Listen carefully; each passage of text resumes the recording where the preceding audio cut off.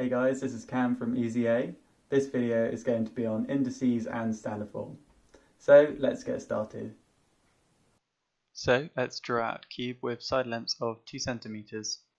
We can use the formula for the volume of the cube, which gives us 8 centimeters cubed. But is there an easier way to write this calculation?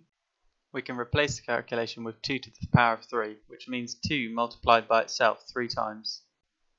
There are two parts here, the base, which is 2, and the exponent or power, which is the amount of times the number should be multiplied by itself. We can only multiply indices together if they have the same base. To multiply, add the powers, and to divide, just subtract the powers.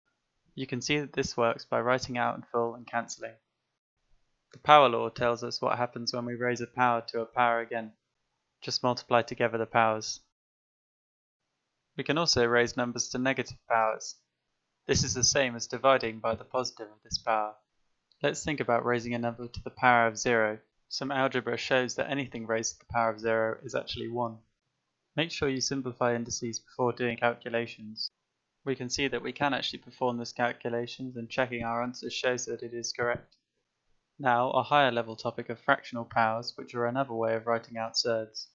Using the rules on the whiteboard, we can see that the denominator of the fractional power is the number above the root. Now on to the second part of the video, which is standard form, a convenient way of writing large and small numbers. Standard form is a number between 1 and 10 multiplied by a power of 10. Let's write the speed of light in standard form. We just need to find the power of 10 we need to multiply 2.998 by to get the answer in standard form. Let's now write a small number in standard form. We can see that we need to divide 6.5 by 10,000, or alternatively multiply it by 10 to the minus 4 to get the answer in standard form. It's important to know how to use standard form on a calculator. The buttons should look something like one of these.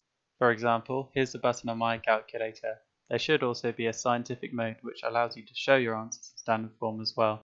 To multiply numbers in standard form, just multiply the first bit and add up the powers. You may be left with a number that is greater than 10 at the start. If this happens, just change the power so it's between 1 and 10.